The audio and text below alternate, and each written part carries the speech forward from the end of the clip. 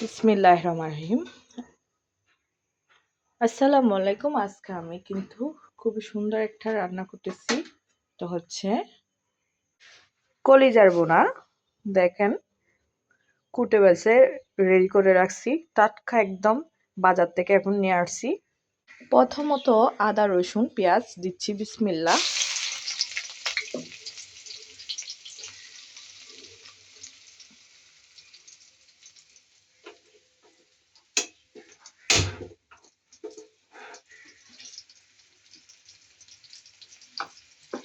পেঁয়াজ রসুন আদা পেঁয়াজ রসুন হতে হতে আমি একটা কথা বলেছি, জীবন হচ্ছে থেমে থাকবেন না। কারণ বড় একটা আমার জীবনে দুর্ঘটনা ঘটেছে, হয়তো বা একদিন শেয়ার করব। যে 8 ফেব্রুয়ারি আমার একটা জীবনের কাহিনী আছে। এতদিন বা আমি রান্না করতে আসি নাই, বা কোনো কিছু ভিডিও আপলোড করি নাই। আপনারা তো হয়তো বা আমার পাশে থাকবেন না। এখন রেগুলারলি আমি ভিডিও সব কিছু ছাড়বো, অবশ্যই ইনশাল্লাহ আপনারা আমার পাশে থাকবেন। স্বপ্ন পেজে অবশ্যই বিজনেস কাজের সব কিছু জানতে পারবেন। সব কিছু আগে থেকে মশলা ঢালানো করানো, সব কিছু মিশ্রণ করবো। এখন আমি এভাবে করি কারণ রান্না জানি না হিসেবে। রান্না করতে করতে মনে পড়ে দুশ্চরিত্র কিছু মানুষের কথা, আত্মীয় স্বজনের কথা, যে সাথ দেয় না। এই যে আমি কষাচ্ছি, একটু কষানোর পর কলিজাগুলো, এগুলো ফ্রেশকা কলিজাগুলো কিন্তু ঢেলে দিচ্ছি। এক হাতে মোবাইল আর এক হাতে রান্নার আয়োজন করতেছি, তাই হয়তো বা একটু ভিডিওটা ক্লিয়ার ভাবে আসবে না। দেখেন কলিজা আর পেশকা আর যে সবকিছু মিশ্রণ করে আমি একটু কষাতে দিব। কষানোর পর 5 মিনিট পর আসতেছি, ওকে গুঁড়ো দিব, ঢাকনা এখন গুঁড়ো দিব। আমি এভাবে রান্না করি। ওয়েট, তার মাঝে একটু দেখাই, নুডলস রান্না করছি কলিজা আর পেশকা দিয়ে।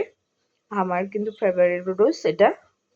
দেখেন খুবই সুস্বাদু হয়েছে, কালার দেখে খুবই ভালো লাগতেছে। খুবই সুন্দর একটা যে নুডলস রান্না করলাম। 5 মিনিট হওয়ার পর দেখেন চলে আসছি, কষানো হয়ে গেছে। একটু ঝোল দিব বা পানি দিব। আমি কষানোর পর একটু পানি দিই, কারণ সুষ্ঠুভাবে একটু, এগুলো টাটকা কি মাংস, তাই কলিজা বেশি কিন্তু পানি দিব না। কষানো কষানো এখান থেকে একটু একটু বার হয়ে গেছে। সবাই কিন্তু আমাদের বাসায় অসুস্থ, সবার জন্য দোয়া করবেন। আর আমি রেগুলারলি ভিডিও দিতে পারতেছি না, আমার বড় একটা দুর্ঘটনা হয়েছে। এটা ছোটখাটো, তাও বলবো, একদিন শেয়ার করব আপনাদের। আমি সেটা নিয়ে লড়াই করতেছি, সবাই দোয়া করবেন সেটা যেন জিততে পারি। এখন কিন্তু সামান্য একটু লবণ দিব, 1 চা চামচ লবণ দিব পরিমাণ মতো। তারপর একটু নেড়ে দিব। তারপর দিব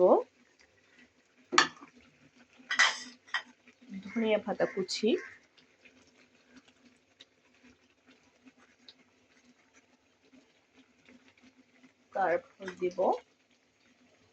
তারপর দিব টমেটো কুচি কাটানো পিস করা। তারপর একটু সিদ্ধ হতে দিব। তারপর নেড়ে চেড়ে যে রান্না রেডি, শেষ। এত যে সুগন্ধি হবে, মাশাল্লাহ মাশাল্লাহ, এত যে গ্রান আসবে আমি জানি না। খুবই সুন্দর দেখেন রান্নাটা হয়েছে, বুটবুট করতেছে। বন্ধুরা, কে কে খেতে আসবেন চলে আসবেন ইফতারের সময়। সবাইকে দাওয়াত রইল। আল্লাহ হাফেজ।